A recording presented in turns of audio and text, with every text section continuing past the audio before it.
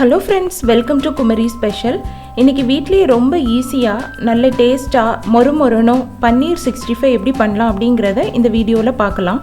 இதுவரை நம்ம சேனலில் சப்ஸ்கிரைப் பண்ணாதவங்க மறக்காமல் சப்ஸ்கிரைப் பண்ணிடுங்க. கூடவே பக்கத்தில் உள்ள பெல் ஐக்கான் பட்டனையும் கிளிக் பண்ணிடுங்க. வாங்க எப்படி ரொம்ப ஈஸியாக மொறுமொறுனும் பன்னீர் 65 பண்ணலாம் அப்படிங்கிறத பார்க்கலாம். பன்னீர் 65 பண்ணுறதுக்கு நான் இன்றைக்கி ஒரு 200 கிராம் அளவு பன்னீர் எடுத்திருக்கேன். இனி இந்த பன்னீரை சின்ன சின்ன துண்டுகளாக கட் பண்ணி எடுத்துடலாம். உங்களுக்கு பிடிச்ச ஷேப்பில் நீங்கள் கட் பண்ணி எடுத்துக்கோங்க. நீளமாக கட் பண்ணலாம், இல்லைனா சின்ன குட்டியாக சதுரம் போல் கட் பண்ணலாம். எந்த ஷேப்பில் கட் பண்ணாலும் நமக்கு இந்த பன்னீர் 65 நல்லா வரும். நான் இன்றைக்கி இந்த மாதிரி சின்ன க்யூப் ஷேப்பில் கட் பண்ணி எடுத்திருக்கேன். இனி பன்னீர் 65க்கு தேவையான மசாலா ரெடி பண்ணிடலாம். அதுக்கு ஒரு பவுலில் 2 டேபிள் ஸ்பூன் அளவு சோள மாவு, 2 டேபிள் ஸ்பூன் அளவு மைதா மாவு, கூடவே ஒரு 1.5 டீஸ்பூன் அளவு காஷ்மீரி வத்தல் பொடி, அப்புறம் ஒரு 1/2 டீஸ்பூன் அளவு மஞ்சள் பொடி, ஒரு 1/4 டீஸ்பூன் அளவு கரம் மசாலா பொடி, ஒரு 1 டீஸ்பூன் அளவு மிளகு பொடி, கூடவே தேவையான அளவு உப்பு. இது எல்லாத்தையும் போட்டு நல்லா மிக்ஸ் பண்ணிடலாம். இந்த மாதிரி நல்லா மிக்ஸ் பண்ணிவிட்டு இது கூடவே ஒரு 1 டீஸ்பூன் அளவு இஞ்சி பூண்டு விழுது, அப்புறம் ஒரு 1 டீஸ்பூன் அளவு வினிகர் இல்லைன்னா எலுமிச்சை சாறு, இதையும் போட்டு நல்லா மிக்ஸ் பண்ணிடலாம். இப்போ நம்ம கட் பண்ணி வச்சு அந்த பன்னீர் துண்டுகளை இதில் போட்டு அதையும் நல்லா அந்த மாவு இந்த பன்னீரோட நல்லா பிடிக்கிறது மாதிரி நல்லா மிக்ஸ் பண்ணி விடுங்க.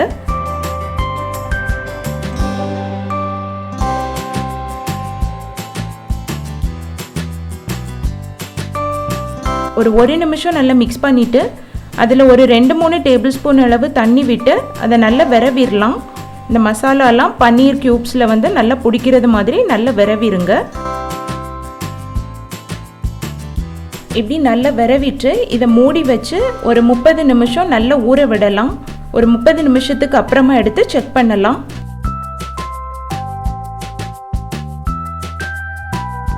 ஒரு 30 நிமிஷத்துக்கு அப்புறமா இந்த பன்னீர் துண்டுகள்லாம் நல்ல மசாலாவில் ஊறி இருக்கு. இனி இதை எடுத்து ஃப்ரை பண்ணிடலாம். அதுக்கு ஒரு கடாயில் பொரிக்கிறதுக்கு தேவையான அளவு ஆயில் எடுத்துக்கோங்க. எண்ணெய் சூடானதும் அதை மிதமான சூட்டில் வச்சுட்டு நம்ம விரவி வச்ச பன்னீர் துண்டுகளை அதில் போட்டு நல்லா பொரிய விடலாம். இந்த பன்னீர் துண்டுகள்லாம் நல்லா பொரிஞ்சு நல்லா மொறுமொறுனும் ஒரு கோல்டன் கலரில் வரணும். அந்த ஸ்டேஜில் நம்ம எடுத்துடலாம்.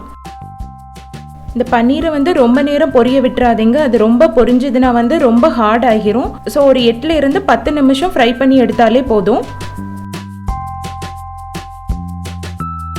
பாருங்கள், இந்த மாதிரி நல்ல மொறுமொறுனும் கோல்டன் கலரில் வந்ததும் எண்ணெயெல்லாம் வடிகட்டிட்டு வேற ஒரு பிளேட்டுக்கு மாற்றி வச்சிடலாம். எல்லா பன்னீரையும் ஃப்ரை பண்ணி எடுத்தாச்சு. இதை நீங்கள் அப்படியே சாப்பிடலாம், இல்லைன்னா இதை சீசனிங் பண்ணி சாப்பிடலாம். இனி இந்த பன்னீர் ஃப்ரைக்கு எப்படி சீசனிங் பண்ணலாம் அப்படிங்கிறத பார்க்கலாம். அதுக்கு ஒரு பேனில் ஒரு 2 டீஸ்பூன் அளவு எண்ணெய் எடுத்துக்கோங்க. எண்ணெய் சூடானதும் ஸ்டவ்வை சிம்மில் வச்சுட்டு அதில் ஒரு 1/2 டீஸ்பூன் அளவு கடுகு வெடித்ததும் அதில் கொஞ்சமாக கறிவேப்பிலை அதை போட்டு நல்லா மிக்ஸ் பண்ணிடலாம். கூடவே ஒரு 1 டேபிள் ஸ்பூன் அளவு பொடியாக நறுக்கின பூண்டு, அப்புறம் ஒரு 1 டீஸ்பூன் அளவு பொடியாக நறுக்கின இஞ்சி, இது எல்லாத்தையும் போட்டு நல்லா பொரிய விடலாம். ஒரு 2-3 நிமிஷம் நல்லா மிக்ஸ் பண்ணிவிட்டு பூண்டோட கலர் லைட்டாக கோல்டன் கலரில் மாறினதும் ஃப்ரை பண்ணி வச்ச பன்னீர் துண்டுகளை இதில் போட்டு ஒரு 2-3 நிமிஷம் நல்லா மிக்ஸ் பண்ணிடலாம். ஸ்டவ் ஆஃப் பண்ணுறதுக்கு முன்னாடி கொஞ்சமாக மல்லி இலை தூவி நல்லா மிக்ஸ் பண்ணிவிட்டு ஸ்டவ் ஆஃப் பண்ணிடலாம்.